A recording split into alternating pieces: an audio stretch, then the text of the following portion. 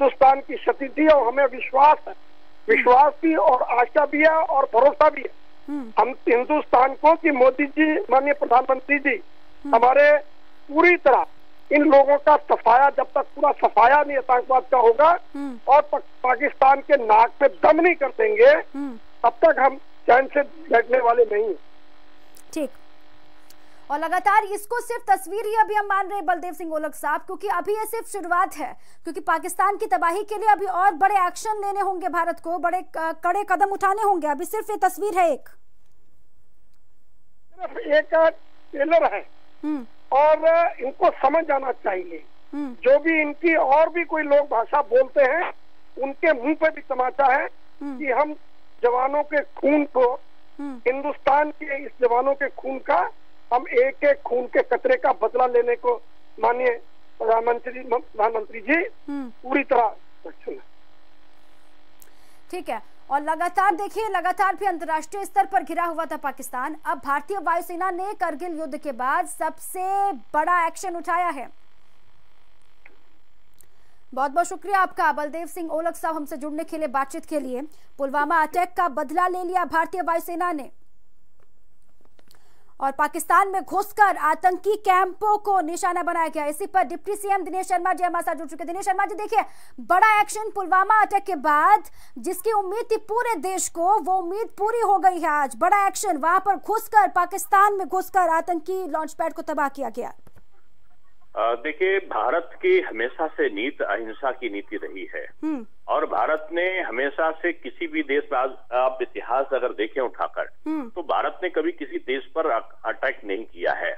लेकिन अगर भारत पर किसी ने आक्रमण करने की कोशिश की है तो भारत के लोगों ने उसका कई सौ साल बाद भी बदला लिया है। प्रधानमंत्री की स्पष्ट नीति है कि हम किसी को छेड़ेंगे नहीं और अगर हमको कोई छेड़ेगा तो हम उसको छोड़ेंगे नहीं। और जब आतंकी हमारे देश में घुसकर हमारे सुरक्षा बलों पर प्रहार करे, हमारे नागरिकों की हत्या करने की कोशिश करे, तो ये एक सीमा पार करती है।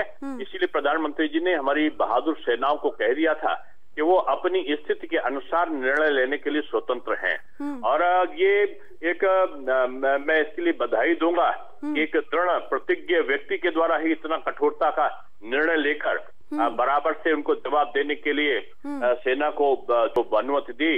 निश्चित रूप से हमारी भारतीय सेना स्तुति के पात्र है। हमारे प्रधानमंत्री जी इस कार्रवाई के लिए, जैसा कि आप लोग टेलीविजन पे दिखा रहे हैं, वो सराहना के पात्र हैं। हमारा देश इसमें राजनीति से अलग हटकर, दलों से अलग हटकर, जाति और संप्रदाय से अलग हटकर एक पूरा देश इस समय जो है वो हमारा केवल हिंदुस्तानी है और हम हिंदुस्तानी का जज्बा दूसरे देशों के लिए है कि हम अहिंसा का पालन करते हैं, लेकिन अगर कोई हिंसा का अनुपालन करते हुए हम पे आक्रमण करने की कोशिश करता है तो वो जमाना नहीं है कि हम कबूतर उड़ाएं। अब वो जमाना नहीं है कि हम दूसरा गाल उसके सामने कर दें। हम करेंगे दूसरा गाल, लेकिन अगर वो व्यक्ति सामने वाला ऐसा होगा तभी हम कर सकते हैं। और अगर किसी ने गोली फेंकने की कोशिश की तो भारत उसका जवाब गोला से देने की हिम्मत रखता है।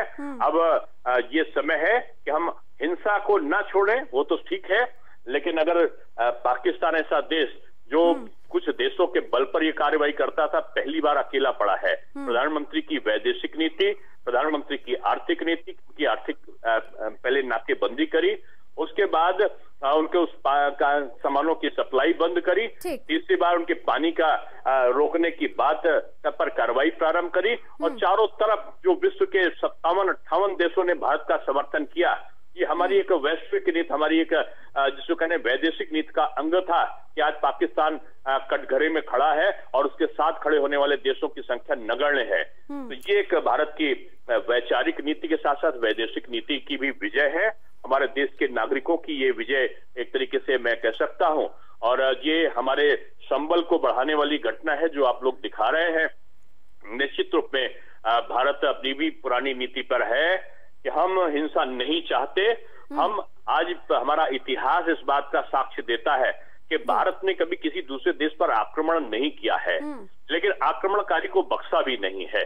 तो आज पाकिस्तान अगर आक्रमण करने की आतंकवादियों के साथ में कोशिश करता है तो उसको ये याद रखना होगा कि अब कबूतर वाले लोग नहीं, अब कबूतर नहीं उड़ेंगे यहाँ पर। अब यहाँ पर उसका पर्याप्त जवाब दिया जाएगा और हम लोग दलों से ऊपर हटकर, हम लोग संप्रदाय से ऊपर हटकर पूरा देश जो हमारा हिंदुस्तानी है आज एक खड़ा हुआ है। यही आज का संदेश है। बिल्कुल, भारत आक्रमण पहले नहीं करता, फिर जो आक्रमण करता है भारत उसको भी नहीं छोड़ता। बहुत बहुत शुक्रिया आपका दिनेश शर्मा जी हमसे बातचीत करने के लिए। और देखिए लगातार देश भर से यही प्रतिक्रियाएं सामने आ रही है, लगातार एक ही आवाज।